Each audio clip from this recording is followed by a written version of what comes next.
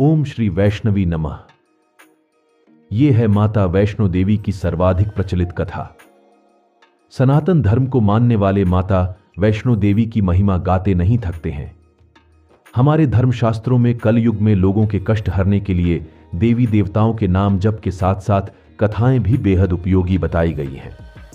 स्थान और काल में भेद की वजह से कथाओं में भी कुछ अंतर पाए जाते हैं। बस मन में सच्ची श्रद्धा होनी चाहिए, प्रभु कृपा अवश्य करते हैं। वैसे तो माता वैष्णो देवी से जुड़ी कई कथाएं हैं, पर जो कथा सबसे अधिक प्रचलित है वह मैं आपको सुनाने जा रहा हूं।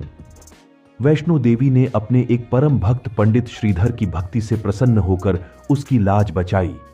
माता ने पूरे जगत को अपनी महिमा का बोध कराया। तब से आज तक लोग इस तीर्थ स्थल की यात्रा करते हैं और माता की कृपा पाते हैं। कटरा से कुछ दूरी पर स्थित हंसाली गांव में मां वैष्णवी के परम भक्त श्रीधर रहते थे। वे निःसंतान होने से दुखी रहते थे। एक दिन उन्होंने नवरात्रि पूजन के लिए कुंवारी कन्याओं को बुलवाया। मां वैष्णो देवी कन्या वेश में उन्हीं के बीच आ बैठी। पूजन के बाद सभी कन्याएं तो चली गईं, पर मां वैष्णो देवी वहीं रहीं और श्रीधर से बोलीं, सबको अपने घर भंडारे का निमंत्रण दे आओ।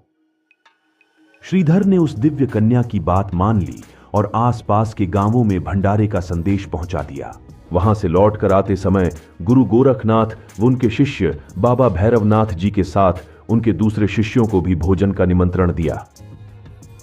भोजन का निमंत्रण पाकर सभी गांववासी अचंभित थे कि वह कौन सी कन्या है जो इतने सारे लोगों को भोजन करवाना चाहती है।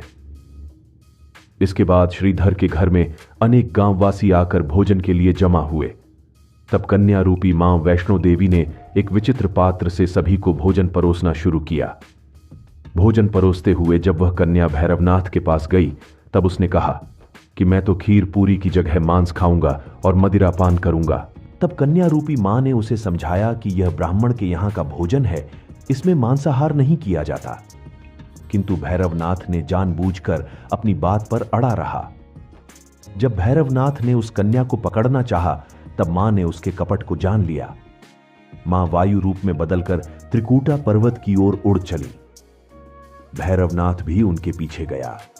माना जाता है कि मां की रक्षा के लिए पवन पुत्र हनुमान भी थे। हनुमान जी को प्यास लगने पर माता ने उनके आग्रह पर धनुष से पहाड़ पर बाण चलाकर एक जलधारा निकाली और उस जल में अपने केश धोए। आज यह पवित्र जलधारा बाणगंगा के नाम से जानी जाती है। इसके पवित्र जल को पीने या इसमें स्नान करने से श्रद्धालुओं की सारी थकावट और तकलीफें दूर हो जाती हैं। इस दौरान माता ने एक गुफा में प्रवेश कर 9 माह तक तपस्या की। भैरवनाथ भी उनके पीछे वहां तक आ गया। तब एक साधु ने भैरवनाथ से कहा कि तू जिसे एक कन्या समझ रहा है वह आदिशक्ति जगदम्बा है, इसलिए उस महाशक्ति का पीछा छोड़ दे। भैरवनाथ ने साधु की बात नहीं मानी।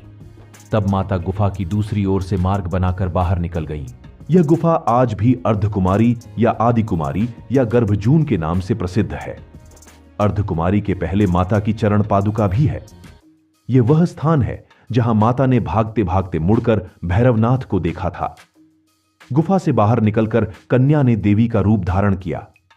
माता ने भैरवनाथ को चेताया और वापस जाने को कहा, फिर भी वह नहीं माना।